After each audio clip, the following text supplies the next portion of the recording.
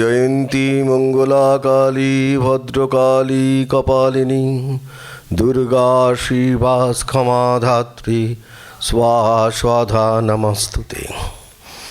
আমরা মা শারদার বাংময়ী পূজা করছিলাম, অর্থাৎ সেই মহাষ্টমীর পুষ্পাঞ্জলির মন্ত্রের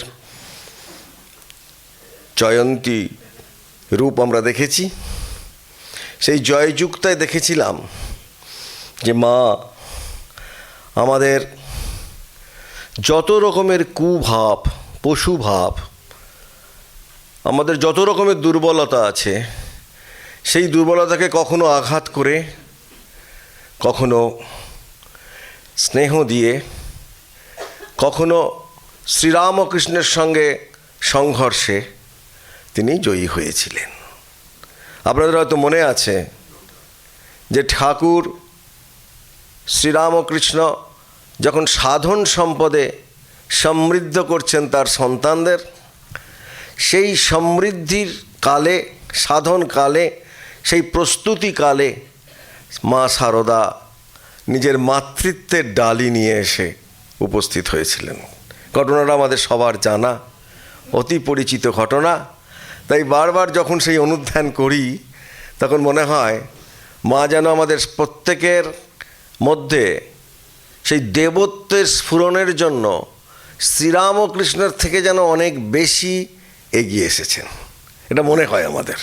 কারণ ঠাকুর শ্রীরামকৃষ্ণের কাছে প্রবেশের অধিকার পেতে গেলে কি হবে না, তিনি আমাদের বডি ওয়েট করে নিচ্ছেন, আমরা টেরা কিনা দেখে নিচ্ছেন, আমরা উনপাজুরে কিনা দেখে নিচ্ছেন, আমরা হাড় পেকো কিনা দেখে নিচ্ছেন। কে দেখছেন? ঠাকুর শ্রীরামকৃষ্ণ। তার কাছে প্রবেশাধিকার পাওয়া যেন এক চরম পাওয়া। এমন প্রবেশাধিকার পেতে গেলে যেন অনেক অনেক একটি লক্ষ ওয়াটের বাল্বের কাছে যাওয়া।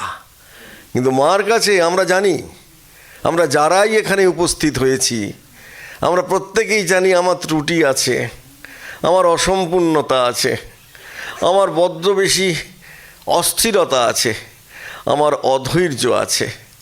অর্থাৎ আমাদের সকল দুর্বলতাগুলো জেনেও আমরা মার কাছে আসি, মার কাছে বলি যে মা গো, তুমি কৃপা করে কি করবে না, আমাদের এই অপূর্ণতা থেকে পূর্ণে নিয়ে যাও। আমাদের এই পূর্ণে নিয়ে যাওয়াটাই মায়ের কালী রূপের আগমন। গতকাল আমরা যখন কালী রূপ আলোচনা করছিলাম, কালী মানে কি? কাল। আমাদের প্রত্যেকের অস্তিত্ব নির্ভর করছে কিসের ওপর?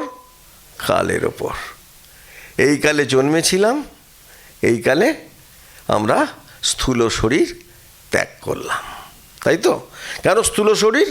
আমরা যারা বৈদিক পরম্পরার, যতক্ষণ না আমরা নির্বাসনা হচ্ছি আমাদের এই চৈতন্য সত্তার মুক্তি নেই। এটা বলে গেছেন মা শারদা। মনে আছে আপনাদের? মাকে একজন যখন জিজ্ঞেস করছে, মা গো এটা কি আমাদের শেষ জন্ম?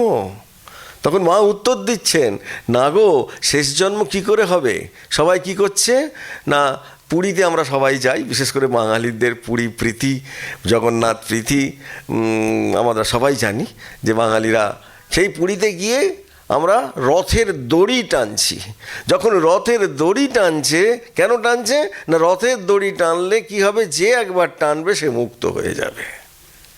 মা তখন পুরীতে ছিলেন, জিজ্ঞেস করছেন, মা গো এই যে এত লোক মুক্ত হওয়ার জন্য দড়ি টানছে, এরা কি সব মুক্ত হয়ে যাবে?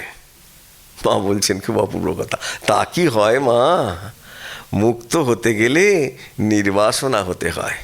ওদের মধ্যে যে কটি নির্বাসনা হবে হবে তাদের, কিন্তু যাদের নির্বাসনা হয়নি, বাসনার যদি শেষ না হয় তাহলে মুক্তি নেই। কারণ নির্বাসনা হতে হবে যতক্ষণ না আমাদের বাসনা শূন্য হচ্ছি, যতক্ষণ না আমরা শুদ্ধ পবিত্র মুক্ত হচ্ছি। কারণ কি না, শ্রীরামকৃষ্ণ যিনি বিশেষ করে ঠাকুর স্বামীজি বলছেন, শুভে শুভ মন্দে মন্দ হেন পৃথিবীতে হেন বল নাই রোধ করে একে, এটা সন্ন্যাসীর গীতিতে বলছেন, হেন বল নাই যে এটাকে রোধ করে। কিসের? না আমরা নিউটনস লজ অফ মোশন পড়েছি। থার্ড লতে কি আছে? Every action has an opposite and equal reactions. যা করেছি ওই মাকে ঘুষ দিয়ে বেরিয়ে যাব, হবে না, হবে না। কারণ ওই কর্মফল আমাকে গ্রহণ করতেই হবে। কর্মফল গ্রহণ না করলে আমার মুক্তি নেই, কর্মফল আমাদের নিতেই হবে। এইটা আমাদের প্রত্যেককে বুঝতে হবে যে এই কালী রূপ আমরা যখন দেখতে যাচ্ছি, সেখানে কি হচ্ছে না অব্যক্ত সত্তা থেকে মা যখন ব্যক্ত হয়ে বিভিন্ন রূপে প্রকাশিত হচ্ছেন, তারই একটি নাম দুর্গা, তারই একটি নাম অম্বা, তারই একটি নাম কোন কালী, তারই একটি নাম চণ্ডী। এটা ভুললে হবে না, কারণ সাধক যে কোনো একটি রূপকে ধরে তিনি অগ্রসর হচ্ছেন। এটা যদি ধরতে না পারি যে মায়ের নানান রূপ অনুভব হচ্ছে এবং মায়ের এই অসংখ্য রূপের মধ্যে সব থেকে বৈশিষ্ট্যপূর্ণ রূপটা কি? কালী। কালী মানে কি না, কারণ এর কোনো রূপ নেই। শ্রীরামকৃষ্ণ বলছেন যে বস্তুকে তুমি যদি দেখো নীল দেখছো, কাকে গেলে তার কিচ্ছু দেখা যাচ্ছে না, কোনো আকার নেই। তাহলে বস্তুকে কালো হিসেবে দেখা যায় কেন? ও সমস্ত বস্তুটিকে রঙকে আকর্ষণ করে। আমরা ফিজিক্যাল সায়েন্সে পড়ছি, ভৌত বিজ্ঞানে কি পড়ছি? একটা ব্ল্যাক হোল, একটা ব্ল্যাক বডি, এইসব নামকরণ হচ্ছে। এবং অমাবস্যার রাত কারো কেন? কারণ কোনো রং নেই, আলো নেই, তাই না? অমাবস্যার রং কালো কেন? তার কোনো রং নেই, কোনো আলো নেই। তাই তিনি বলছেন প্রাচীনকালে মুনিরা বুঝতে পেরেছিলেন, তাই একেই বলছেন অব্যক্তের একটি রূপ। তাই এর কি নাম দিয়েছিলেন? কালী। এ হচ্ছে মুনি ঋষিরা, আমাদের বৈদিক পরম্পরার ঋষিরা যেটা অন্তর্দর্শন করেছেন সেটা দেখুন কিভাবে প্র্যাকটিক্যাল। কালো রূপ কেন না, ইনি আবার মহাকালী। কেন না, কাল যেখানে সেখানে নেই, তিনি কালের ঊর্ধ্বে। কোথায়? কালের ঊর্ধ্বে, কালাতীত। এবং গভীর সাধনায় মায়ের অনুভব হচ্ছে, সাধক অনুভব করছেন এই যে রূপ আছে এটা একটা মহাশূন্য, এটা মহাশূন্য বলে মনে হচ্ছে। এবং আমরা দেখা যাচ্ছে যে সাধনা স্তরে তাহলে কি দেবে না, প্রথমে সাধক স্থূল থেকে সূক্ষ্মে ওঠে। আপনারা দেখবেন একটু মনটাকে যখন স্থূল থেকে সূক্ষ্মে এনেছে, যারাই একটু সাধন করতে পারেন তারাই জানেন মনটা কোথায় যায়, স্থূল থেকে সূক্ষ্মে উঠে যায় এবং সেখানে দেখে, সেখান থেকে কারণে এবং ব্যক্তি মনে অতিচেতন স্তরে আমি বোধ থেকে এই অনুভব হচ্ছে, এটা আমরা ধরতে পারি না। এবং বিশ্বমন এবং বেষ্টিমন থেকে সমষ্টি মনে তিনি উঠে আসছেন। এই জায়গাটা যদি কেন বুঝতে পারি না, না এই যে মহাশূন্য কালী এটা বুঝতে পারছি না। সাধকের স্থূল জগৎ বিলীন হয়েছে, সাধক সূক্ষ্ম জগতে আছে। সূক্ষ্ম বিলীন হয়েছে কোথায়? কারণে। এটা কিন্তু আমরা প্রত্যেকে অনুভব করি, আপনারা প্রত্যেকে অনুভব করেন। কিরম? জাগ্রত অবস্থায় আপনার স্থূল জগৎ, যখন ঘুমিয়ে পড়ছেন তখন আপনি সূক্ষ্ম জগতে আছেন, স্বপ্ন দেখছেন। কিসের দেখছেন? আপনি নিজেই তৈরি করেছেন। স্বপ্নে আপনি ভয় পাচ্ছেন, সব কিছু হচ্ছে। কোন জ্যোতিতে? চোখ তো দুটো বন্ধ, আপনি কোন জ্যোতিতে স্বপ্ন দেখেন? কোন আলোতে দেখেন? রাত্রিকালে শুয়ে আছেন, স্বপ্ন দেখেন কোন আলো? অন্তর্জ্যোতি। এটা আবিষ্কার করে করেছেন কারা? আমাদের ঋষিরা। সূক্ষ্ম জগৎ যে রয়েছে এবং সেটা আমাদের জীবনের সঙ্গে সংযুক্ত এবং অ্যাসোসিয়েটেড, এটা বারবার প্রমাণ করছেন বৈদিক ঋষিরা, তাই না? তাই আমরা দেখছি যে এটা তারা প্রমাণ করছেন এবং প্রমাণ করে দেখছেন যে সাধক এরপর চলে যাচ্ছে কোথায়? যখন আমরা ব্যাটারি চার্জ করতে গেছি, ঘুম যদি না হয় আমাদের কীরকম খারাপ লাগে আমরা সবাই জানি। ওরে রাত্রিরে ঘুম হয়নি, আমরা অস্থির হয়ে পড়ি। কারণ ওই কারণ থেকে আমরা কোথায় যাচ্ছি না, সূক্ষ্ম থেকে আমরা যাচ্ছি কারণে। কারণ দেহ, মন, বস্তু এগুলো সমস্ত জড় বস্তু বিলীন হয়ে গেছে। কারণে বিলীন হয়েছে মানে কোথায় না, সেখানে কেবলমাত্র চৈতন্য সত্তা আছে। তাহলে ঘুমাই কেন আমরা? চার্জ নেব বলে। বুঝতে পারছেন? প্রত্যেকে আমরা চার্জ হতে চাই, তাই আমরা ঘুমাই। এবং ডিপ স্লিপ যদি আমাদের না হয় তাহলে আমাদের চার্জ নেওয়া হয় না। তাই তিনি বলছেন খুব সুন্দর কথা, যে এই যে দেখতে না পাওয়া, যখন খুব ভালো ঘুমিয়েছিলাম আমি ঘুম থেকে উঠে বলছি, ওগো খুব সুন্দর আমার ঘুম হয়েছিল। বলছি কেন হয়েছিল না, আমি এত সুন্দর ঘুমিয়েছিলাম, আহা কি আনন্দ, কি আনন্দে ছিলাম, খুব সুন্দর ঘুমিয়েছি। এবং এখানে কি বলছে না, এখানে সাধকের সত্তায় যে আমির খেলা চলছিল সেইটা মিলিয়ে গেছে। কোথায় মিলিয়ে গেছে? চিৎকণায়। চিৎকণা মানে চৈতন্য সত্তায়। আপনি ব্যাটারি চার্জ কি করে করলেন? স্বরূপে মিলে গিয়ে। সেখানে আপনি নেই, সেখানে সত্তা নেই, সেখানে ছেলে নেই, মেয়ে নেই, সাদা নেই, গাড়ি নেই, বাড়ি নেই, সেখানে কিচ্ছু উপাধি নেই। সেখানে কি আছেন? কেবলমাত্র একটি চার্জ ব্যাটারি রয়েছে, নিত্য শুদ্ধ বুদ্ধ মুক্ত, আর কিচ্ছু নেই। তাই প্রতিদিন আপনি নিত্য, প্রতিদিন আপনি শুদ্ধ হচ্ছেন, প্রতিদিন আপনি বুদ্ধ হচ্ছেন, প্রতিদিন আপনি মুক্ত হচ্ছেন, কারণ ওই সময় চার্জ হচ্ছে। প্রতিদিন আপনি চার্জ নিয়ে নিচ্ছেন, প্রতিদিন এই চার্জিং চলছে। তাই তিনি বলছেন যে অনেক সাধক এই এই যখন কনসাসলি করতে যায় তখন ভয় পেয়ে যায়, এবং সে যখন সেই মহাশূন্য থেকে চলে যাবে কিনা, মহাশূন্য চলে যাচ্ছে। ঠাকুর যখন স্বামীজিকে স্পর্শ করলেন, মনে পড়ছে? স্বামীর যখন সমস্ত জগৎ উড়ে যাচ্ছে, ওগো আমার বাবা মা আছে, মনে পড়ছে? ওই রকম তীব্র সংস্কার সম্পন্ন, ওই রকম ইচ্ছা শক্তি সম্পন্ন একটি চরিত্র কেঁদে উঠেছেন, ওগো ঠাকুর তুমি কি করছো, আমার বাবা মা আছে। বুঝতে পারছেন? Religion is realization. এটা শ্রীরামকৃষ্ণ বিবেকানন্দ নয়, এটা ভারতবর্ষের বৈদান্তিক পরম্পরা। এটা আমাদের নিজেদের রক্তের মধ্যে রয়েছে। এটা ভুললে চলবে না, এটা আমরা ভুলতে পারি না যে রিলিজিয়ান ইজ রিয়েলাইজেশন। এটা ভোলার কোনো জায়গা নেই, কারণ তিনি বারবার বলছেন যে এই যে মহাশূন্যকে আমরা ভাবছি মুক্তি, এটা কিন্তু মুক্তি নয়। এই যে মহাশূন্যে চলে যাচ্ছি, মনের সমস্ত বৃত্তি বন্ধ হয়ে যাচ্ছে সুষুপ্তিতে, তাই তো? সব বৃত্তি বন্ধ, সেখানে সূক্ষ্ম জগৎ নেই। এবং সেইখানে সেই যে সুষুপ্তির মধ্যে একটি অভাববোধকে লক্ষ্য করছে, এবং এইখানেই বুঝতে হবে যে আমাদের মা কালী তিনি আমাদের সাহায্য করছেন। কি সাহায্য? না এই যে অসঙ্গত বাসনাগুলো, এগুলোর তো কোনো মূল্য নেই। একবার যদি আপনারা চিন্তা করেন, প্রতিদিন 3টে ঘরে যাচ্ছেন আপনি। 1 নম্বর ঘর জাগ্রত, 2 নম্বর ঘর স্বপ্ন, 3 নম্বর ঘর সুষুপ্তি। জাগ্রতে আপনি কনসাস, আর 2টোতে আনকনসাস, তাই তো? প্রত্যেকের প্রতিদিন যাচ্ছে এই 3টে ঘরে। একটার নাম জাগ্রত, একটার নাম স্বপ্ন, আর একটার নাম সুষুপ্তি, মানে স্বপ্নহীন নিদ্রা।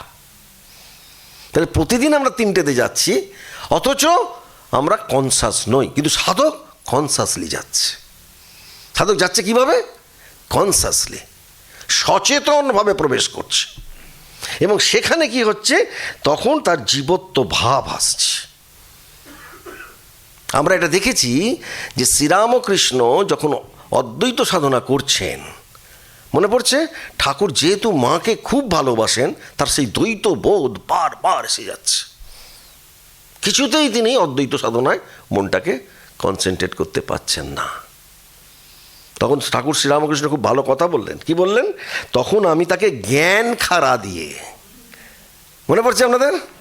জ্ঞান খাড়া দিয়ে ওই মূর্তিটাকে, কালী মূর্তিটাকে কেটেছেন। কে কেটেছেন? ঠাকুর শ্রীরামকৃষ্ণ। মনে পড়ছে আপনাদের? জ্ঞান খাড়া দিয়ে তিনি ওই কালী মূর্তিকে কেটে দিয়েছেন। কি বুঝতে পারছেন? সেই জন্য বলছেন, এই যে সাধক মহাশূন্যে বিলীন হচ্ছে না, তিনি তো মিশে যাচ্ছেন। সাধক কিন্তু বিলীন হলেন না, তিনি মিশে যাচ্ছেন। অন্য হাতে খড়গ, আর ডান হাতে মার কি আছে? বর এবং অভয়। এটা মাথায় রাখবেন। তিনি ডান হাতে দিচ্ছেন বর এক হাতে, এক হাতে অভয়। বেটায় বাম হাতে আছে মুন্ড আর খড়গ, আর এই দুটো হাতে কি আছে? বর অভয়। সেখানে তিনি আশীর্বাদ দিচ্ছেন, সেখানে তিনি নির্ভয় হবার জন্য আমাদেরকে আশ্বস্ত করছেন। এই রকম একটি অভূতপূর্ব দেবী প্রতিমা, কালী প্রতিমা, যা আমরা ভাবতে পারি না। এবং সেখানে তিনি বলছেন, অভয় দিচ্ছেন যে মহাশূন্যে যাবার অর্থ কি, এটা আমাদের বুঝতে হবে। যেহেতু আমরা কালী রূপের মা পড়ছি, মহাশূন্যে যাওয়ার অর্থ কি না, বরং প্রকৃত আমিত্বে যাওয়া। যখন কারণে আপনি যাচ্ছেন, তখন কোথায় যাচ্ছেন? আপনি স্বরূপ কি? আপনি ছেলে নন, আপনি মেয়ে নন, আপনার পয়সা নেই, আপনার আপনার কী আছে? স্বরূপ। শ্রীরামকৃষ্ণ এই আশীর্বাদ করেছিলেন তোমাদের, মনে থাকবে যে আপনি স্বরূপ, মাথায় রাখতে হবে। ঠাকুর শ্রীরামকৃষ্ণ এই আশীর্বাদ আপনাদের দিয়েছেন না? দিয়েছেন তো, যে তোমাদের চৈতন্য হোক এই 1 জানুয়ারিতে। তাই বলছেন এই জন্য মা কালীর এক হাতে বর দিচ্ছেন, এক হাতে, আর মা কালীর গলাতে নরমুণ্ডের মালা। কেন? সভাপতি প্রশ্ন উঠবে যে নরমুণ্ডের মালা কেন? কারণ তিনি আমাদের ফেলে দিচ্ছেন না, 1 নম্বর। অনেকগুলো কারণ আছে নরমুণ্ড। কারণ তিনি আমাদের ধড়টাকে, গলা থেকে পা পর্যন্ত যা সব কেটে ফেলে দিয়েছে। কারণ এইটা দিয়ে ভোগ করি আমরা। ভোগ করি কোথা দিয়ে? গলা থেকে পা পর্যন্ত। ওটা অসু, ওটা ইন্দ্রিয় প্রবৃত্তি জাগায়, আমরা সবাই জানি ওটা অসু। বোঝা যাচ্ছে? মা কি, কালী কি? ওটা হচ্ছে অসু। অসু মানে ইন্দ্রিয় পরায়ণতা। ওই অসুটাকে মা ত্যাগ করিয়ে দিচ্ছেন। কি প্রচণ্ড সায়েন্স, বুঝতে পারছেন? কোনো বিশ্বাসের ব্যাপার নেই। মা কালী নিয়ে যারা বাজে কথা বলে তারা জানে না কিছু। প্রচণ্ড সায়েন্স, এটা বৈজ্ঞানিক একটি বিভিন্ন সুন্দর ব্যাখ্যা। আমাদের মা কালী নিয়ে বাজে কথা অনেকে বলে, জানে না কেউ, বোঝেও না। তাই তিনি বলছেন যে কি হচ্ছে না, এই জন্য তিনি নরমুণ্ডের মালা, মানে তিনি আমাদেরকে ফেলে দিলেন না। মা স্নেহতে কি করলেন? আমাদেরকে গলায় মালা করে রাখলেন, এত তার ভালোবাসা। এটা 1 নম্বর। 2 নম্বর কি, মুন্ডমালাগুলো কিন্তু একরকম নয়। ওটা তো গেল সমষ্টি জ্ঞানের কথা সবাইকে। কিন্তু যদি বেষ্টি জ্ঞানের জন্য আমি মা কালীকে চিন্তা করি, তাহলে সমস্ত মুন্ডমালাগুলো নানা রকমের। কেন? আমি যে মুখোশ পরেছি, জন্ম থেকে মৃত্যু পর্যন্ত নানা রকম মুখোশ আমার। কখনো ভালো সাজার, কখনো বউ সাজার, কখনো বোন সাজার, কখনো বিভিন্ন রকম মুখোশ আমার। সেই মুখোশের জন্য বিভিন্ন রকম মুন্ড। বোঝা যাচ্ছে? মুন্ড কেন? মায়ের গলায় অত রকমের মুন্ড কেন? নানা রকমের মুখোশ। আমরা তো কেউ মুখোশ নই। আমরা কি সেই নিত্য, আমরা শুদ্ধ, আমরা বুদ্ধ, আমরা মুক্ত, আমরা মুখোশ নই। এটা মা বলছেন যে আমরা তো কেউ মুখোশ নই। সেই জন্য তিনি বলছেন যে এই যে সব রকম নিয়ে আমাদের যে আমিকে খেলা হয়, সেটাকে তিনি শান্ত করে বলছেন, ওটা তোর মুখোশগুলো আমার কাছে দে, আমার কাছে থাক তুই। সব মুখোশ মা গলায় পরে নিয়েছেন। কারণ তিনি বারবার বলছেন যে বিভিন্ন রকম আমি, সেই আমিকে তিনি শান্ত করে দিলেন। আমাদের বিভিন্ন রকম আমি তৈরি হয়, মা আমি, বোন আমি, কন্যা আমি। দেখবেন বিভিন্ন রকম আমি, আপনার একজনের মধ্যে প্রচুর আমি, দেখবেন প্রচুর আমি। সেই আমিটা নানা রকম আইডেন্টিফাইড হয়ে গিয়ে নানান গোলমাল পাকাচ্ছে। আর মা এটার তীব্র প্রতিবাদ। এখানে মায়ের এই যে আমি কেন মায়ের রূপ এত সুন্দর, মাকে যত আপনারা ভেতরে ঢুকবেন আপনি পাগল হয়ে যাবেন। আমাদের ভারতবর্ষে এত সুন্দর জিনিস ছিল, ভাবতে পারবেন না যে এই ভারতবর্ষ কী। তাই তিনি বলছেন যে মা তার জীব দিয়ে কি করছেন? রক্তপান করছেন, দেখাচ্ছেন। এবং বিভিন্ন রকম আমির মধ্যে আমি যে যেরকম কর্ম করি, সেই কর্ম কেন কর্ম কি? হাত দিয়ে কর্ম করি। তাই দেখবেন মা ওই হাতের দিয়ে লজ্জা নিবারণ করেছেন, দেখেছেন আপনারা প্রত্যেকের। কেন? ওই কর্ম করছি যে বিভিন্ন কর্মের প্রতীক, কর্মকে তিনি বলছেন শান্ত করতে। সমস্ত কর্মের প্রতীক ওই হাতগুলো। বা দেখবেন হাতের একটি অপূর্ব বেল্ট তৈরি করেছেন, হাতের বেল্ট মা পরে আছেন, তার লজ্জা নিবারণ করেছেন, আপনারা দেখেছেন। তাহলে দেখা যাচ্ছে যে এই রকম এই যে রক্ত যে পড়ছে, কেন তিনি রক্ত পড়তে দিচ্ছেন না? পূর্বের সংস্কার আমি পাচ্ছি না। আমার কাছে আজকেই এসেছিল, মহারাজ কিছুতেই হচ্ছে না, মোবাইলটাকে রাখতে বলেছি, কিছুতেই পাচ্ছি না। ওই একটু তার সঙ্গে কথা বলি। পূর্বের সংস্কার আমার কাছে এসছে ভালো হবার জন্য, কিন্তু পাচ্ছে না। এই যে না পারা, এটা হচ্ছে রক্তবীজের সংস্কার, বুঝতে পেরেছেন? এই যে না পারাটা মানে কি? পূর্বের অসংখ্য সংস্কার হচ্ছে ওই রক্ত হয়ে পড়ছে। প্রত্যেকের অসংখ্য সংস্কার আছে। তাই জন্য বলছেন সংস্কারের বীজ মাটিতে পড়লেই গাছ বেরোবে। আমাদের আবার কর্ম করতে হবে, আবার যেতে হবে, এবং রক্তবীজের নতুন নতুন অসুর আবির্ভাব হবে। কারণ সংস্কার থেকেই অসুর, সংস্কার থেকেই সব কিছু তৈরি হচ্ছে। আমি এইটা করব, ওইটা পাবো, ওইটা পড়বো। সেই জন্য তিনি বাল বলছেন, মা তার জীব দিয়ে সেটা হতে দিচ্ছেন না। আর সংস্কারের শুদ্ধি, স্বামীজি এক জায়গায় বলছেন, সংস্কারের শুদ্ধি, যুক্তির শুদ্ধি, বুদ্ধির শুদ্ধি যদি হয় তবেই আমরা মাতৃকৃপা পাবো। বুঝছেন? সেই সংস্কারের শুদ্ধি দরকার।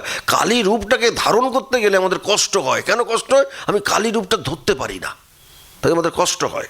তাই সেজন্য তিনি বারবার বলছেন যে সংস্কারকে শোষণ করে নেয়া, কর্মের নিবৃত্তি, বিভিন্ন আমির খেলা বন্ধ করে দেয়া এবং আমি বোধকে কেটে দেওয়া।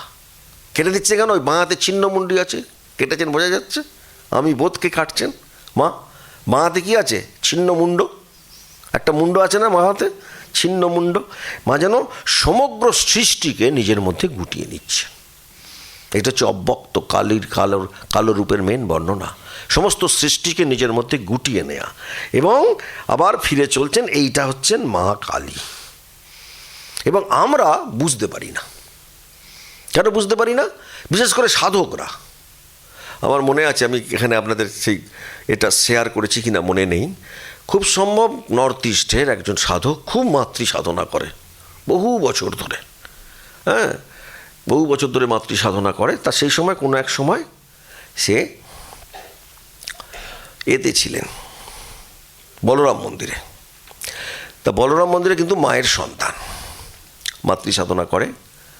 তো হঠাৎ বলরাম মন্দিরে সেই ছোটো ছোটো সেই যারা রামকৃষ্ণবাবুর সব ওই নাতি নাতনি সব যেগুলো ছিল, ওরা সব ছোটো ছোটো খেলতো। তো ওদের একজনকে, তখনকার দিনে, এখন তো মায়েরা খুব সুলভ হয়ে গেছেন, তখন ওই বাচ্চা মেয়েটার হাত ধরে ও বলেছে, তখন মেয়েদের হাত ধরা মানে বিরাট একটা অপরাধ।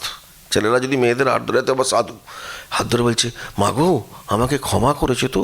ওরা খেলছিল, ওই কোণের ঘরে থাকতেন। উনি যেই হাত ধরেছে তো কাঁদতে শুরু করেছে, বাবা কিছু বলছি বলে কাঁদছে, মা গো আমাকে ক্ষমা করেছে তো, মা গো আমাকে ক্ষমা করেছে তো। ব্যাস চারিদিকে, তখন মা ছিলেন ওপরে বলরাম বাবুর বাড়ি। সঙ্গে সঙ্গে মার কাছে খবর গেছে যে এক সাধু ওই দিকে থাকে, সাধক, সে গেছে। কোথায় গেছে না, সে ওইখানে গিয়ে বলরাম বাবুর কোন মেয়েরা খেলাখালি করছিল, খুব বাচ্চা মেয়ে, 3-4-5 বছরের বাচ্চা, হাত ধরেছে, হাত ধরে পাগলের মতো করছে, মাগো আমাকে ক্ষমা করেছো তো, মাগো আমাকে ক্ষমা করেছো তো, বারবার বলছে। কিছুতেই বোঝা যাচ্ছে না যে কেন বলছেন, এই কথা বারবার চলছে। যখন বোঝা যাচ্ছে না, তখন মা বলছেন, ও করবে নি, ওর কি দুঃখ তোমরা জানো না। হ্যাঁ, তখন একজন কি হয়েছে, তখন মা বলছে, ও তো ছিল ওই দিকে, কোথায়, ওই আসামের দিকে, খুব সাধন ভজন করতো। তাই সাধন ভজন করতে করতে ওর মায়ের সঙ্গে কথা হতো। যারা মাতৃ সাধক তারা কিন্তু মাকে দেখতে পায়। যারাই পেনিট্রেট করতে পেরেছে মাতৃ দর্শন, আমরা ঠাকুরকে দেখেছি, আরও ব্যামা খাপা কত কি, মানে আমাদের বাংলাদেশে একদম ভর্তি। এবার এ সাধনা করতে করতে, মা তুমি আমায় কৃপা করলে না, মা তুমি আমায় কৃপা করলে না, ও কিন্তু সেইভাবে জ্যান্ত দর্শন পায়নি। তাই প্রতিদিন একদম প্রায় 30 বছর 40 বছর সাধনা করেছে, কিন্তু মাতৃ দর্শন আর হচ্ছে না।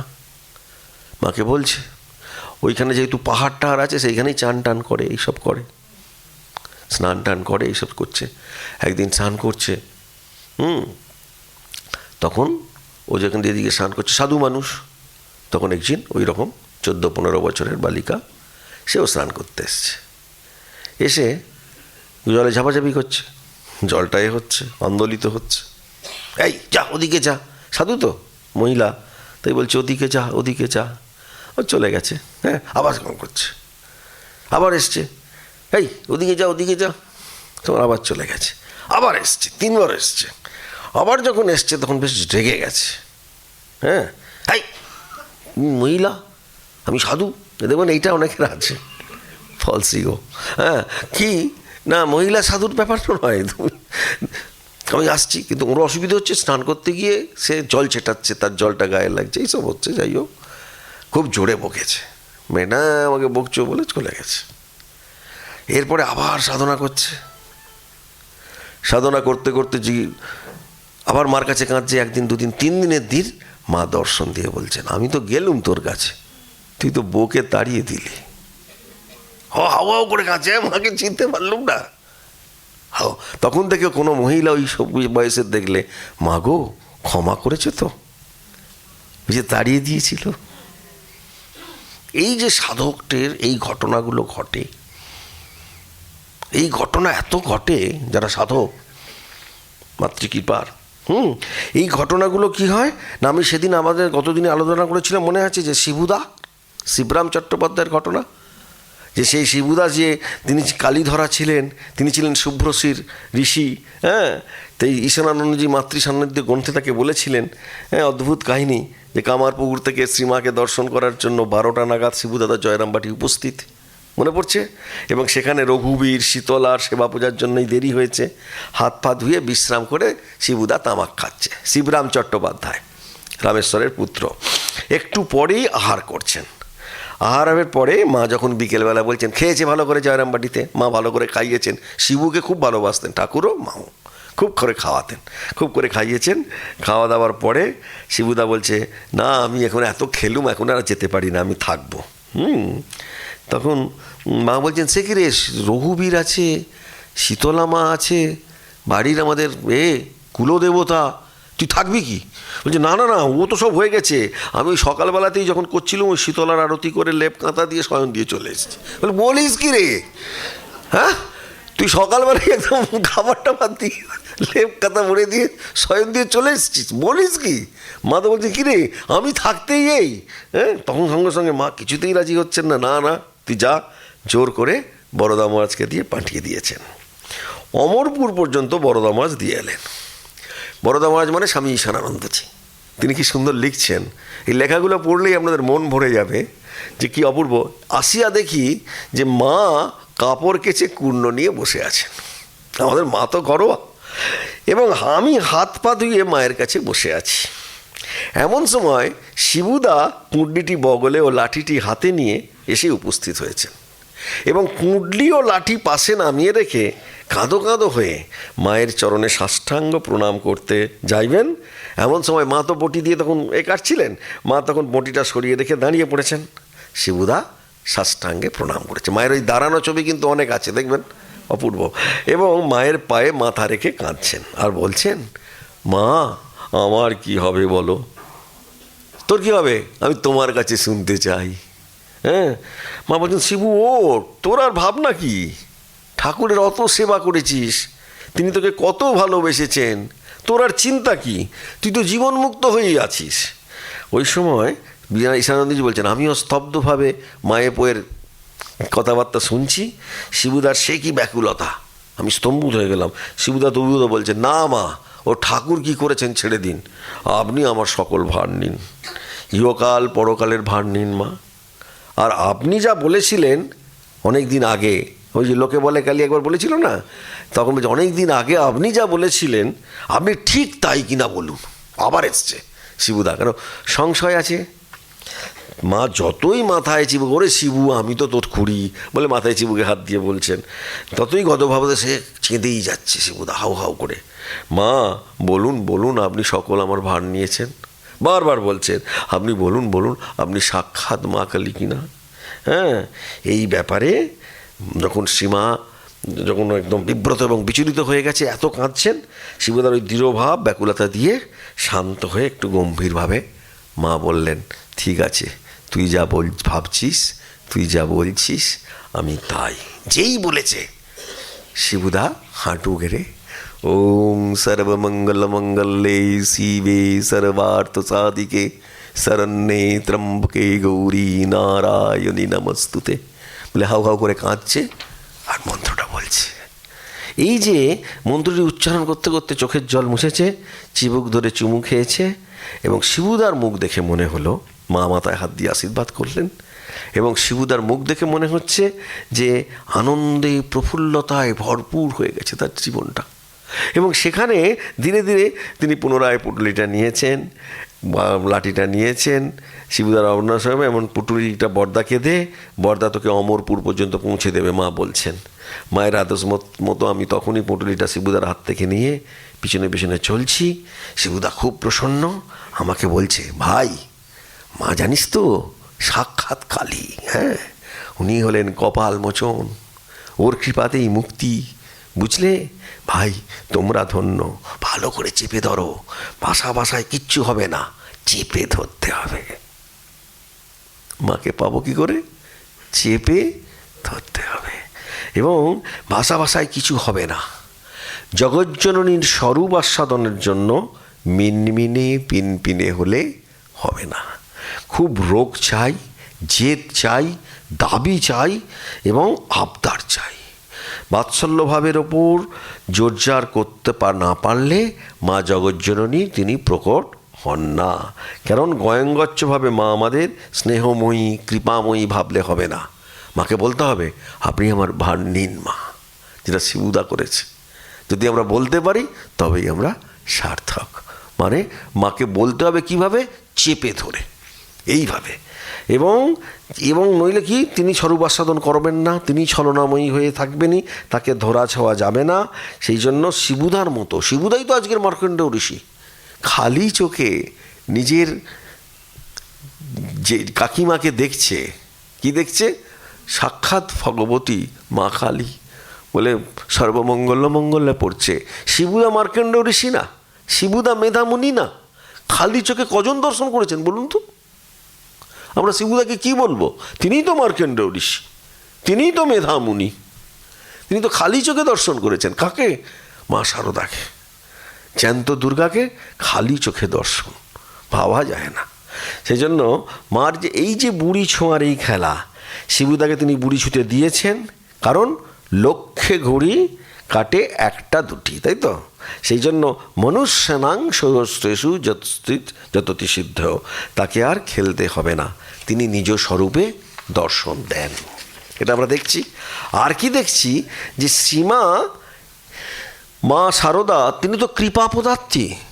আপনারা যারা আছেন, কাকে কখন কৃপা করবেন কোনো ঠিকানা নেই মায়ের, কারণ তার কোনো স্থিরতা নেই। কারণ এই কৃপা পারাবারে মৃত সঞ্জীবনী সুধায় নিমজ্জিত হয়ে মানব জীবন যে সার্থক হবে সে বিষয়ে কোনো সন্দেহ নেই।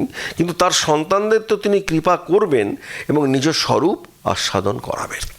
এইরকম একজন কৃপা প্রার্থীর কথা আপনাদের আজকে বলবো। কি বলবো? ভাগ্যবান নিশিকান্ত মজুমদার। যদি আপনারা তার স্মৃতিকথা পড়েন, তা আপনারা যদি কেউ পড়ে থাকেন মনে থাকবে, মায়ের সন্তান ঘটনার আগে কোনো দিন মাকে দর্শন করেনি, কোনো দিন না। এবং পূর্ব জন্মার্জিত পুণ্য ফল, এইটা আপনারা বারবার বলি। এই যে মায়ের কথা আপনারা শুনছেন বা যারা দেখছে, হ্যাঁ, প্রত্যেকে কিন্তু পূর্ব জন্মার্জিত পুণ্য ফল আছে, নইলে আপনারা আসতে পারতেন না। কেন না? মায়ের কথা শুনবার জন্য যে মানসিক ধৈর্য এবং স্থিরতা, পবিত্রতা সবার আসে না, জানেন তো? এটা মায়ের কৃপা না হলে, এই আমারও পূর্বজন্মের পুণ্যফল ছিল বলে আমি বলতে পারছি, আর আপনাদেরও পূর্বজন্মের পুণ্যফল আছে বলে আপনারা শুনছেন। আমরা দুজনেই ধন্য হচ্ছি। কেন ধন্য হচ্ছি? না এইরকম এক ক্ষণজন্ম পুরুষ তিনি ছিলেন, কে না, তার অশেষ সৌভাগ্য প্রাপ্তির অভূতপূর্ব কাহিনী তিনি নিজেই লিখছেন। একবার স্বপ্ন দেখলাম, তিনি লিখছেন ঋষিকান্ত মজুমদার, যে কালীঘাটের মা কালী আমাকে 4খানি হাত দিয়ে তুলেছেন, মায়ের 4টে হাত কালীঘাটের, এবং আমি যেন ছোট ছেলেটি। কিছুক্ষণ বাদে দেখি ওই দেবী মূর্তিটি একটা নারী মূর্তিতে রূপান্তরিত হলো। তোমার ভয় কি? আমি তো রয়েছি। তারপরে একটি মন্ত্র দিলেন, বললেন এটি জপ করলেই তোমার হয়ে যাবে। এই ঘটনার প্রায় 2 মাস বাদে আমি কোনো প্রকারে জয়রামবাটিতে মায়ের কথা শুনেছিলাম, তাই মাকে দর্শন করতে চাই। তা আমি যখন প্রথম গেলাম মায়ের কাছে, মা তখন বড় মামার বাড়িতে যে উঠোন, সেই উঠোনে মা কুডন কুটছেন। মা কিন্তু কুডন কুটতেন খুব, বটি দিয়ে। এটা মায়ের খুব ছিল, বটি দিয়ে মা কুডন কুটছেন। হ্যাঁ, এবং যখন তরকারি কুটছেন, আমি দেখছি সেই যে মা কালী একটি নারী মূর্তি হয়ে গেল। ও মা, এই নারী মূর্তিটাই দেখছি কুণ্ড কুটছে। আমার অবস্থা টাইট, বলছে আমি হতভম্ব হয়ে গেলাম, কী করবো বুঝতে পারছি না। উড়ি বাবা, আমি কোথায় এলুম গো? বলছি আমি একদম স্তব্ধ হয়ে গেলাম। আমি নিজের মধ্যে আর নেই, কারণ স্বপ্ন দেখেছিলাম, মনে আছে সেই নারী মূর্তির কথা, আর সেই নারী মূর্তিটা এখন এইখানে দেখছি। তাই আমি স্তব্ধ হয়ে দাঁড়িয়ে আছি। মা কী করলেন, বটিখানি কাতা করে ঘরের ভেতর গেলেন, গিয়ে আমাকে হাতছানি দিয়ে ডাকলেন। আমি তো মায়ের ডাকে কি করব, একদম পুরো নির্বাকের মতো আবিষ্ট, কিছু মাথার চারিদিকে আর কিছু খেয়াল নেই। আস্তে আস্তে মায়ের দিকে গেলাম, যাইতেই মা আমাকে প্রশ্ন করলেন, হ্যাঁ গো, আমায় কি করে চিনলে? মা প্রশ্ন করছেন, কি অপূর্ব স্মৃতিকথাটা পড়তে এত মজা লাগছিল। উত্তর দিলাম যে আমি কি চিনতে পেরেছি মা?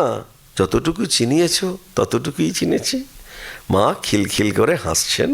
আমার মাথা থেকে হাঁটু পর্যন্ত পা আপনি সর্বাঙ্গে হাত বুলিয়ে দিলেন। যেই দিলেন আমি এবার একটু প্রকৃতিস্থ হলাম। এতক্ষণ তো ভরেছিলাম। প্রণাম করলাম মাকে। এবার দীক্ষা দানের পূর্বে মা আমার সর্বশরীরে, মায়ের কাছে ছোট ছোট কাঁসার ঘটি থাকতো। মায়ের দীক্ষা দেওয়াটা অপূর্ব ছিল। আমরা যদি কোনোদিন মানে ভিজুয়ালাইজ করেন খুব ভালো লাগবে। ছোটো ছোটো কাঁসার ঘটি আমরাও এখনও দেখি। সে থেকে তীর্থ জল ছিটিয়ে দিলেন এবং ঠাকুরকে প্রণাম করতে আদেশ করলেন এবং আমার বুকে, পিঠে, মাথায় সব জায়গায় হাত বুলিয়ে দিয়ে বললেন, এখন ভাবো তোমার জন্ম জন্মান্তরীণ সব পাপ ভস্ম হয়ে গেল। তুমি শুদ্ধ, তুমি বুদ্ধ, তুমি মুক্ত আত্মা। বলে এই যে স্বপ্ন অবস্থায় লোলো জিহবা করালো দর্শনী মা কালী দেখতে আমাদের ভয়ই করতে পারে, হ্যাঁ, কি প্রচণ্ড সাহসিকতা ও বীর্যবত্তার বিষয়। সেই কালী কি হয়েছে? সুন্দর মায়ের স্নিগ্ধ স্থির মূর্তি হয়েছে। পাওয়া যায় কার কাছে? নিশিকান্ত মজুমদারের স্বপ্নে হয়েছেন মা। এবং মা কালী রূপে দর্শন করে প্রথমেই অভয় প্রদান করছেন। আমরা ভয় পাই, তাই না? আমরা প্রত্যেককে ভয় পাই। অভয় প্রদান করছেন এবং বলছেন, বাবা ভয় কি? তোমার সব পাপ ভস্ম হয়ে গেল। কারণ পাপ আমাদের হয়েই থাকে। সেটা ভস্ম হয় কখন? না মায়ের কৃপায়। যত আমরা মাতৃকৃপা আস্বাদন করতে পারবো ততই আমরা ধরতে পারবো যে মায়ের কৃপায় সমস্ত কিছু ভস্ম হয়ে যায়। এবং মা যখনও কখনো কখনো এমন কৃপা করেন, সেখানে আমরা দেখি যে তিনি কোনো কোনো ভাগ্যবানে তাকে যেন অনেক বেশি আপনার করে পায়। এমন একজন ভাগ্যবানের কথা আজকে আপনাদের জানাবো। যে কারণ ভাগ্যবান কীরকম না, সে মায়ের সেবা করেছে। যে মায়ের সেবা খুব বেশি করবে সে আস্তে আস্তে মায়ের নিজের লোক হয়ে যাবে। এই রকমই একজন যে মায়ের লোক, তার নাম কি না, সে গিরিশচন্দ্রের মতো মদ্যভিসাবীও ছিলেন। তার নাম হচ্ছে ললিত মোহন চট্টোপাধ্যায়, ললিত চ্যাটার্জি। আপনারা অনেকে নাম শুনেছেন, অনেকে শোনেননি, কিন্তু একটি অভূতপূর্ব চরিত্র। এবং মা যেহেতু ল উচ্চারণ করতে পারতেন না, মা বলতেন নলিত, আমার নলিত। কি বলতেন? নটা আগে বলতেন। মা বলতেন আমার নলিত। এবং ভক্তমহলে তার একটি সুন্দর নাম ছিল। তার গোঁপ ছিল একদম কাইজারের মতো, তাই ভক্তমহলে তার নাম ছিল কাইজার। এবং বাগবাজারের গিরিশ যেমন অনেক সদ্গুণের অধিকারী ছিলেন, তেমনি ললিত মোহন চট্টোপাধ্যায়ের অনেক সদ্গুণ। তিনি সৎ সাহসী ছিলেন, উদার হৃদয় ছিলেন, বিপন্নের বন্ধু ছিলেন এবং তমভক্তির এবং নবহুল্লোল বলে একটা ছিল, তার সঙ্গে তিনি জড়িত ছিলেন। 1907 খ্রিস্টাব্দে একবার ললিত খুব অসুখে ঘুরছেন, কয়েক মাস ধরে খুব অসুখ, সংকটাপন্ন অবস্থা। মা তাকে খুব স্নেহও করেন, তাই তিনি মাও বিশেষ চিন্তিত। মা তখন জয়রাম বাড়িতে ছিলেন, তাই ললিতের কথা উঠতেই মা বলছেন, ললিত আমাকে কত টাকা দিত, তার গাড়িতে করে বেড়াতে নিয়ে যেত, দক্ষিণেশ্বরের ঠাকুরের সেবায় ও রঘুপুরের কামারপুকুরের সেবায় অনেক টাকা দেয়। আমার ললিতের লাখ টাকার প্রাণ। অনেক টাকা, অনেকে তো টাকা পেয়েও কৃপণ। মা কি বলছেন? আমার ললিতের লাখ টাকার প্রাণ। এবং সরলা দেবী তার স্মৃতিকথাতে বলছেন, মা তখন বাগবাজারে একটা ভাড়া বাড়িতে আছে। একদিন দিনের বেলায় ললিতবাবুর স্ত্রী ওই বাগবাজারের ভাড়া বাড়িতে এসে মাকে প্রণাম করছেন। সম্প্রতি তার একটি মেয়ে মারা গেছে। তখন তো ওটা বাকছাড় হতোই, প্রচুর সন্তান মারা যেত, আমরা বড়দের সব দেখেছি, হ্যাঁ। তো ওটা এখন সেটা যেটা নেই, সেজন্য তিনি বড় কাতর। মা তাকে বোঝাতে লাগলেন যে দেখো, আহা মা, তিনটিই গেল, একটি কি থাকতে নেই? আবার ললিতটির কি অসুখ, ঠাকুরের কৃপা এখন ভালো হলে হয়। ললিতটি মা বেঁচে থাক, এই আমার তোমাকে বলি, তবু আমি শান্ত না। মা তাকে প্রসাদ দেন এবং তাকে বারবার তাই মহিলার গায়ে হাত বুলিয়ে বলছেন, মা গো কী রোগা হয়ে গেছো, তোমার শরীরেও তো কিছু নেই। এই জন্য শ্রীরাম মায়ের কৃপায় ও ললিতমোহন ওই মারাত্মক রোগ থেকে বেঁচে উঠল। এবার 1918 খ্রিস্টাব্দে মা বাগবাজারের উদ্বোধন বাড়িতে ললিতবাবুর প্রসঙ্গ হতে এক মহিলা ভক্ত শ্রীমাকে বলছেন, মা তিনি তো শুনেছি আপনার কৃপাতেই বেঁচে গেল। মাকে বলতে চেয়েছে, আমরা ওটা করি না, আমরা এখন পাটোয়ারি বুদ্ধি করি, জানেন তো, আমাদের পাটোয়ারি বুদ্ধি যতই মার কাছে থাকি আমাদের সরলতা চায় না। মায়ের কৃপাতে বেঁচেছে এটা বিশ্বাস করতে কষ্ট হয়, তাই মাকে আবার বাজাচ্ছি, মা গো ও তোমার কৃপাতেই তো বেঁচে গেল। যখন বাজাচ্ছি তখন মা বলছেন তার অনেক বাসনা ছিল, তার যা অবস্থা হয়েছিল, মা বালতি বালতি জল তার পেট থেকে বেরোতো, শেষ অবস্থায় এসে দাঁড়িয়েছিল। তখন বড় কাতর হয়ে বললেন, কি বললেন দেখুন, এখানে আপনাদের প্রত্যেকের ভালো থাকবার একটা ছোট্ট টিপস রয়েছে। কাতর হয়ে বলছেন, কি বলছেন, মা কামারপুকুর জয়রামবাটিতে মন্দির করব, হাসপাতাল দেব, আমার বড় আশা ছিল, কিছুই তো করতে দেননি। তখন ঠাকুর বাঁচিয়েছেন, ওখানে সব করবার ইচ্ছা, ওর মতো তো কোনো ভক্তের দেখি নাই, তাই বেঁচেছে, এখন কাজ করুক, আমাকে একটি পুকুর কিনে দিয়েছে। দেখো এবার বুঝতে পেরেছ, বেশ সময় মা বলছেন। আর ও কীরকম, আমি করেছে, কিন্তু করবো বলে করেনি তা না, সে কামারপুকুরের জন্যও করেছে, জয়রামবাটির জন্য করেছে। এবং ললিতমোহন তার সন্তানদের মৃত্যুর পর শ্রীমাকে ছুতোর পাড়ালেন, এখন যেটা হরিশ শিকদার রোড, সেই বাসাবাড়িতে নিয়ে যান। সেখানেই শ্রীমা ললিতমোহনকে মন্ত্র দীক্ষা দেন। কি ভাগ্যবান, বাড়িতে গিয়ে দীক্ষা দিয়েছেন কে, মা শারদা। বুঝতে পারছেন, তিনি যখন বর এবং অভয়, আমি কালীর বর অভয় দেওয়ার জন্য এই কথাগুলো বলছি, যে কালী রূপের কীরকম বর এবং অভয়। এবং ললিতমোহন ইংল্যান্ড থেকে শ্রীমায়ের একটি তৈলচিত্র আঁকিয়ে আনেন এবং উপরোক্ত বাসাখানিতে এই ছবিখানিতে তিনি পুষ্পার্ঘ্য দিয়েছিলেন। যারা শারদানন্দ চরিত বইটা প্রভানন্দজিৎ দেখেছেন, ওই ছবিটা আছে। মহারাজ ওটা ঠিক নিয়ে এসে এখন আমাদের মিউজিয়ামে আছে। হ্যাঁ, অপূর্ব একটি ছবি, মায়ের ছবি আঁকা তৈলচিত্র। এবং জয়রামবাটিতে নির্মিত মাতৃমন্দিরে এইটা 1923 খ্রিস্টাব্দে এই তৈলচিত্র 30 বছর ধরে পূজিত হয়, তারপরে মন্দিরে মূর্তি হয়। ওই ছবিটার ইতিহাস কি, 30 বছর ধরে জয়রামবাটিতে মূর্তি হবার আগে ওটা পুজো হয়েছে। কোনটা, ওই ললিতমোহনের আঁকিয়ে আনা মায়ের তৈলচিত্র। এটা প্রভানন্দজি বলেছেন। এবং ললিতমোহন গর্ব বলে বলতেন, উদ্বোধন বাড়ি হবার আগেই আমার শাঁখারি টোলার ভাড়া বাড়িতে গিয়ে মা আমার নিজের অয়েল ছবিতে আমার কথায় ফুলচন্দন দিয়ে পুজো করেছেন এবং আমাকে দীক্ষা দিয়েছেন। কত ভাগ্য। এবং তার একটা মুদ্রাদোষ ছিল। কি মুদ্রাদোষ, কি বলে, সব কথার মধ্যে একটা করে কি বলে বলে দেন। হ্যাঁ, 1909 খ্রিস্টাব্দেতে তিনি বাগবাজারের উদ্বোধনে মা এসেছিলেন, আমরা সবাই জানি। 23শে মে পদার্পণ তিথি, এখনও খুব বড় করে হচ্ছে। অমলদা আসার পর, স্বামী সুদীপ্তানন্দ তিনি আসার পর একদম বিরাট, সেই 96 সাল, তখন আমি ঠাকুর মায়ের কাছে ছিলাম, সেই সময় থেকে শুরু হয়েছে সেই অপূর্ব উৎসব, আজও চলছে 96 সাল থেকে। সেই আরোগ্য লাভের পর গোলাপ মা এবং যোগিন মার সঙ্গে তিনি ললিতবাবুর গাড়িতে করে রামরাজাতলা, পার্শ্বনাথের মন্দির, নবগোপাল ঘোষের বাড়ি, কাঁকুরগাছির চোখোদ্যান সব জায়গায় দেন। এবার বড়দিন কলকাতার ইংরেজটোলা মানে ওই পার্কশিট, তার বেশি আর হয়নি, ভবানীপুর তৈরি হয়নি, তখনও হয়েছে কম। আমোদাল্লাদের হিরিক, লোকে লোকারণ্য, মায়ের ভাইজি রাধু, মাকু, নলিনী সবার ঝোঁক চাপলো যে বড়দিনে সার্কাস দেখতে হবে। তারা কাকে ধরলো, ললিতমোহন। মায়ের কাছে তো আর কিছু নেই, ললিতমোহনকে বায়না করলো সার্কাস দেখাতে হবে। তিনি তখন বললেন, তোরা যদি মাকে রাজি করাতে পারিস তাহলে সার্কাসে যাওয়ার জন্য, তবে কি বলে তবেই কবর বাঁধি, নইলে কি বলে বৃথাকে ঝক্কি সইবে বাবা। পরদিনের প্রচণ্ড ভিড়ে আর কেউ কি বলে, এ কাজে একদম সাহসী হবে না। সর্বদা একটা করে কি বলে ঢুকিয়ে দিচ্ছে। কি বলে, মার কৃপায় আমি একা, আমি কি বলে শুভব্যবস্থা করে সবাইকে নিয়ে যাব। কি বলে এটা সর্বদা বলে যাচ্ছেন। কে বলছেন, ললিতমোহন। এবার ভাইজিদের আবদারে শ্রীমা শেষ অবধি সার্কাস দেখতে রাজি হলেন। এবং সে কথা মায়ের বা দাড়ি শরৎ মহারাজকে কানে উঠল। তিনি ললিতকে ডেকে বারংবার সাবধান করে দিলেন, আরে জিত করতে বারণ করলেন। তখন ললিত বাবু তো খুব চালাক, কি বলে, আপনার অনুমোদন না হলে তো মা কি বলে, কোথাও এক পা নড়েছেন? হ্যাঁ, নড়ছেন না, আপনি মত দিন, নিশ্চিন্ত থাকুন, আমি আপ্রাণ দেখব মার যাতে কি বলে কোনো কষ্ট না হয়, সব ঝক্কি কি বলে আমি ঘাড়ে নিচ্ছি। সবটা একটা করে কি বলে, খুব সুন্দর কি বলে বলে যাচ্ছেন। কে, ললিতমোহন। শ্রীমা সব থেকে বড় মোটর গাড়িতে চড়তেন না, কেন চাইতেন না?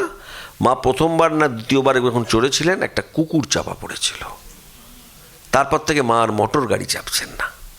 তাই 4টে ঘোড়ার গাড়ি ভাড়া করা হলো।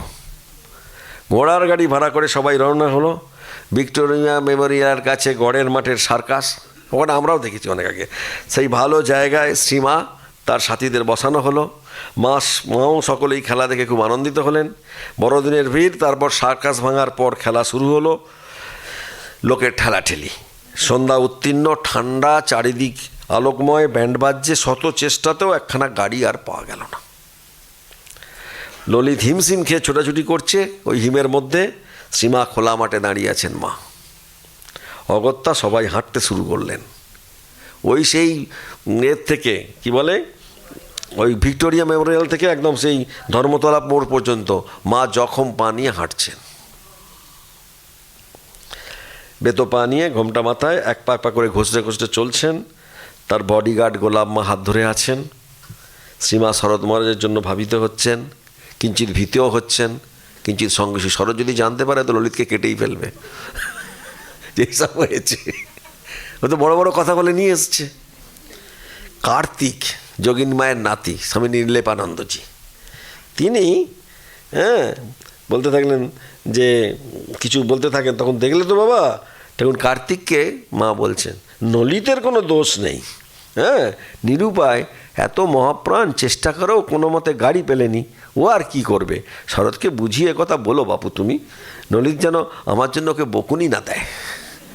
মা কত বড়, কত অভয় তার সন্তানের জন্য। তিনি ওই যোগিন মার নাতিকে বোঝাচ্ছে, তুমি ভালো করে বলো যে ললিতের কোনো দোষ নেই, আমার ললিত কোনো দোষ করেনি।